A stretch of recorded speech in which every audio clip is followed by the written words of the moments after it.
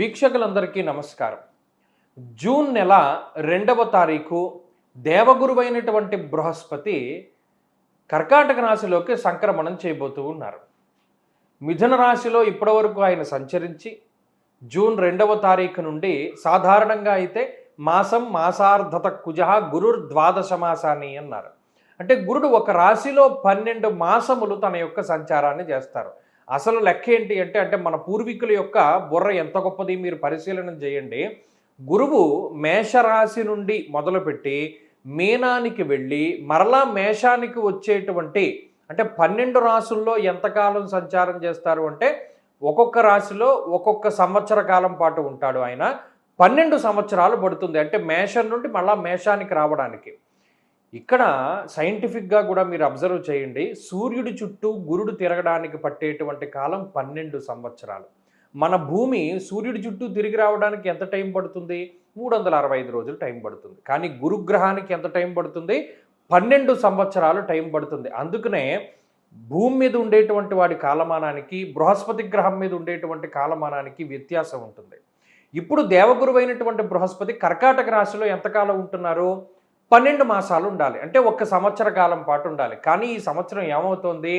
June నెల 2వ తారీఖు దగ్గర నుండి అక్టోబర్ 31 వరకు గురుడు కర్కాటక రాశిలో సంక్రమణం చేసి నవంబర్ 1వ తారీఖు దగ్గర నుండి జనవరి నెల 26వ తారీఖు వరకు సింహంలోకి సంక్రమణం చేస్తారు.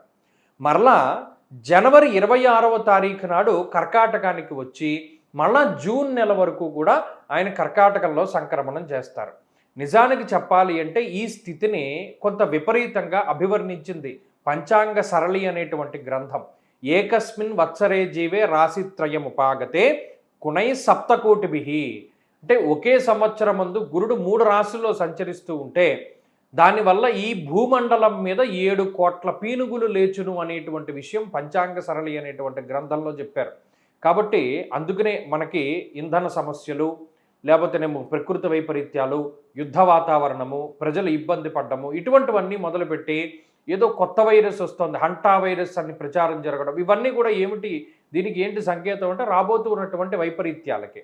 కాబట్టి ఈ బృహస్పతి యొక్క మార్పు ప్రకృతి మీద ఏ విధమైనటువంటి ప్రభావాన్ని చూపెడుతుందో ఇండివిజువల్గా కూడా అదే రకమైనటువంటి ప్రభావాన్ని చూపెడుతుంది. ఆ విషయాన్ని ఈ వీడియోలో క్లుప్తంగా తెలుసుకుందాం. ఒక్కొక్క రాశి పైన గురుని యొక్క సంచార విశేషాలను మనం ఇప్పుడు చూద్దాం. కర్కాటక రాశి వారికి దేవగురువు అయినటువంటి బృహస్పతి జన్మ రాశి యందు సువర్ణమూర్తిగా సంచరిస్తారు. చాలామందిలో పొరపాటు ఏంటి అంటే సువర్ణమూర్తి అంటే గొప్ప కదా, అంటే శుభ ఫలితాలు వస్తాయేమో అని అనుకుంటారు. కాదు, ఇక్కడ మూర్తిత్వం ఎలా చెప్తారు అంటే ఆ రాశిలో ఆ గ్రహం ఏ విధమైన ఫలితం ఇవ్వబోతూ ఉన్నది. సువర్ణమూర్తి వచ్చారు అంటే ఆయన మంచి ఫలితం అయితే 100% మంచి ఇస్తాడు, చెడు ఫలితం అయితే 100% చెడు వస్తుంది. అలాగే రజతమూర్తి అయితే 50%, ఇలా మనం కేటగిరైజ్ చేసుకోవాలి. ఇప్పుడు కర్కాటక రాశి వారికి ఏమైనది? సువర్ణమూర్తిగా జన్మ రాశిలో సంచరిస్తారు. అలాంటప్పుడు ఏమవుతుంది? రాజకోపో యశోహాని ఉద్యోగస్య విరోధకం.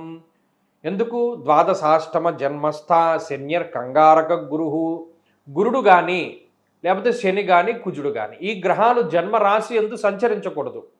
చేస్తే ఏమవుతుందంటే సంచారం చేస్తేనో అంటే జన్మరాశి అనేటువంటిది మీ చంద్రలగ్నం కదా, అంటే చంద్రుడు ఉన్నటువంటి రాశి కదా మీ జాతకంలో.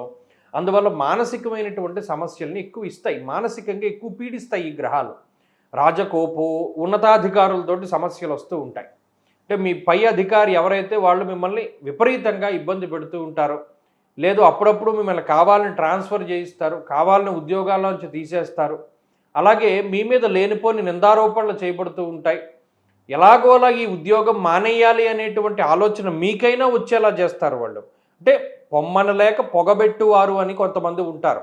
వారే కావాలని పొమ్మనలేక పొగబెడుతూ ఉంటారు. అంటే మీ అంతటా మీరు మానేస్తారేమో అనేటువంటిది. దాన్ని మీరు తట్టుకుంటే వాళ్ళే తీసేస్తారు. అంటే ఏదో ఒక అల్టిమేట్గా ఏంటంటే స్థానం మార్పు జరగాలి, ఉన్న ఉద్యోగం వదిలేసి వేరే ప్రాంతానికి వెళ్ళాలి, లేకపోతే ఈ చేస్తూ ఉన్నటువంటి ఉద్యోగం మాన్పించి వేరే స్థానానికి మిమ్మల్ని పెట్టాలి. అది దేవగురువు అయినటువంటి బృహస్పతి యొక్క లక్ష్యం. బుద్ధిభ్రంశో భాగ్యహాని అన్నారు. అంటే బుద్ధి స్థిరమైన చిత్తం ఉండదు, ఏం గజిబిజి గందరగోళంగా ఉంటుంది. బుర్రంతా కూడా ఏం ఆలోచిస్తున్నారో తెలియదు, ఏం చేయాలో తెలియదు, ప్రణాళికాబద్ధమైన జీవనం ఉండదు, ఏకాగ్రత ఉండదు. మెయిన్గా విద్యార్థులు చదువుకునేటువంటి వారు ఎలా ఇబ్బంది పడతారు అంటే ఏకాగ్రత స్థాయిలు తగ్గిపోతూ ఉంటాయి. అలాగే ధన నష్టము, లేదు మన బుర్ర సరిగ్గా పనిచేయకపోవడం వల్ల డబ్బు ఎక్కడో పెట్టి మర్చిపోతూ ఉంటాం. అనవసరమైన వాటిలో పెట్టుబడి పెట్టి మర్చిపోతూ ఉంటాం, లేదు పోగొట్టుకుంటూ ఉంటాం. ఇలా అనేక రకాలైనటువంటి చెడు జరగడానికి అవకాశం ఉంటుంది. ఏమండి ఇంత నెగిటివ్గా చెప్తున్నారు అని అంటే, గురుడు జన్మరాశిలో ఉన్నప్పుడు కుర్వంతి ప్రాణ సందేహం స్థానభ్రష్టం ధనక్షయం అన్నాడు. అంటే ప్లేస్ అయినా మారుస్తాడు, డబ్బునైనా ఖర్చు పెట్టిస్తాడు ఆయన.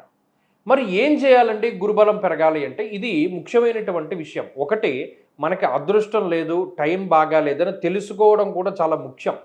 బాగాలేనప్పుడు ఏం చేయాలి? కర్కాటక రాశి వారు ఎక్కువ గురుబలాన్ని పెంచుకోవడానికి దక్షిణామూర్తి ఆరాధన కానీ, దత్తాత్రేయ ఆరాధన కానీ చేస్తూ ఉండాలి. శనగలు, శనగపప్పు, శనగలతో చేసినటువంటి పదార్థాలను దానం చేస్తూ ఉండాలి. లేదు పసుపు రంగు పళ్ళు కానీ, స్వీట్లు కానీ దానం చేస్తూ ఉండాలి. తక్కువగా మాట్లాడుతూ ఉండాలి, తక్కువగా భోజనం చేస్తూ ఉండాలి, తక్కువగా నిద్రపోతూ ఉండాలి, తక్కువగా వ్యాయామం చేస్తూ ఉండాలి. ఎక్కడ అతి చేయకూడదు. ఇలా చేస్తూ చేస్తూ వెళుతూ ఉంటే కొంతకాలానికి ఆ గురుబలం పెరిగి, ఆ పెరిగినటువంటి గురుబలం ద్వారా మరలా తిరిగి అదృష్టం వస్తుంది. తప్పితే ఈలోపు కనుక జాగ్రత్త పడకపోతే ఉన్నదంతా కోల్పోయేటువంటి ప్రమాదం ఉంటుంది. కాబట్టి గురుడితోటి చాలా జాగ్రత్తగా ఉండాలి. ప్రత్యేకించి గురుగ్రహ జపము, లేదా దక్షిణామూర్తి హోమము, లేదా మేధాసూక్త పారాయణ, ఇటువంటివి ఏమన్నా కూడా చేసుకోవచ్చును. చేసుకుంటే మంచి ఫలితాలు సంప్రాప్తమవుతాయి.